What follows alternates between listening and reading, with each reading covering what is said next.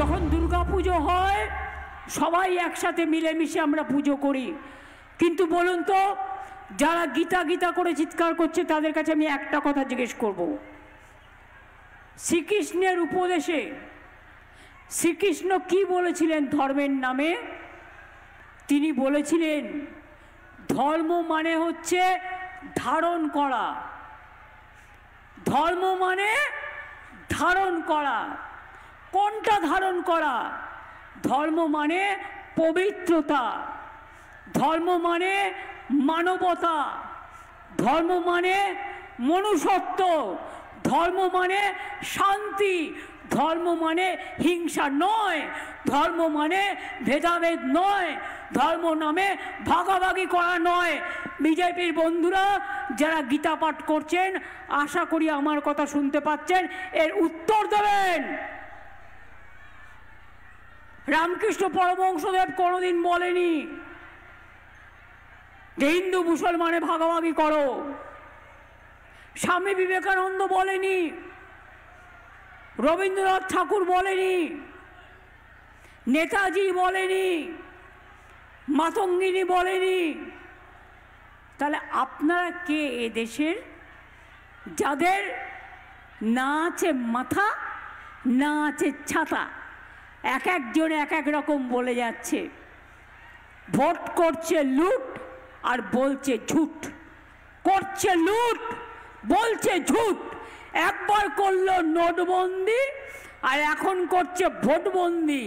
তার কারণ ভেবেছে ভোট দখল করে কোনো রকম যদি বাংলাটাকে জেতা যায় তাহলে এখান থেকে সব মানুষকে তাড়িয়ে দিয়ে যাতে বাংলা ভাষায় কেউ কথা বলতে না পারে এবং বাংলা বাংলায় না থাকে, স্বাধীনতা আন্দোলনের অস্তিত্ব না থাকে, নবজাগরণের অস্তিত্ব না থাকে, বাংলাটাকে শেষ করে দাও, ধ্বংস করে দাও, বাংলাটাকে উঠিয়ে দাও।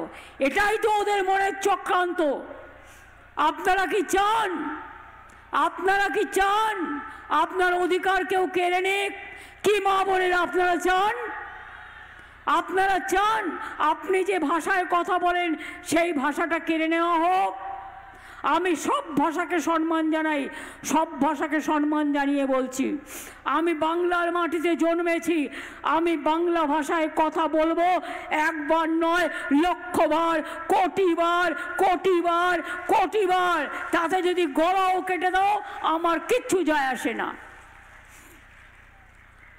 দেশের জন্য আন্দোলন করলো যারা, প্রাণ দিল যারা, ফাঁসির কাঠে গেল যারা, আজকে তাদের কৈফিয়ত দিতে হবে যে আমরা ভারতবর্ষের নাগরিক কিনা? লজ্জা করে না? যারা দাঙ্গা করে তারা দেশের নাগরিক, আর যারা শান্তি রক্ষা করে তারা দেশের নাগরিক নয়।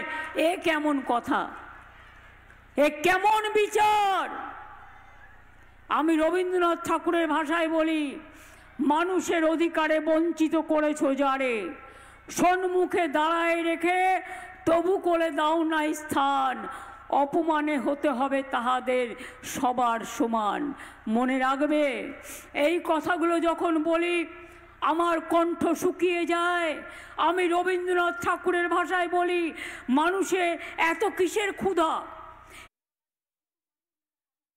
নানা ধরনের কন্টেন্ট দেখার জন্য লাইক করুন, শেয়ার করুন আমাদের ফেসবুক পেজ, সাবস্ক্রাইব করুন আমাদের ইউটিউব চ্যানেল।